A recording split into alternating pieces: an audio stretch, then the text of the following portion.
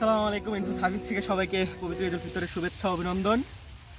সোনালী ধান, সোনালী যে ফসল, কৃষকের মুখের হাসি, সোনালী হাসি। সোনাফলা মাটি থেকে এই সোনালী ধানের উৎপত্তি আসা, কৃষকের মুখের এই সোনালী হাসি।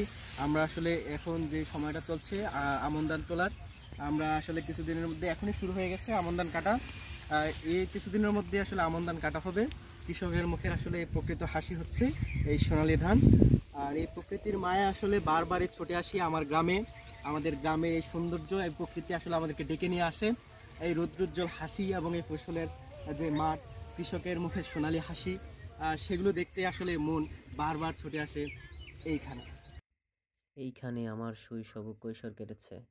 এই প্রকৃতির সৌন্দর্য, মাটির গন্ধ, সোনালী ধান সব কিছুই আমাকে মুগ্ধ করে তোলে, তাই বারবার ফিরে আসি এখানে।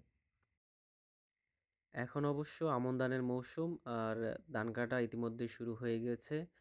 ধান কাটা থেকে শুরু করে ধান মাথায় করে বাড়ির উঠান পর্যন্ত নেওয়া এবং সেখানে মাড়াই দেওয়া, কৃষাণী সবাই মিলে আসলে বাড়ির এই ধান মাড়াই দেওয়া হয়। ধান মাড়া দেওয়ার পর সেই ধান শুকিয়ে বা সিদ্ধ করে গোলায় মজুত করা হয়।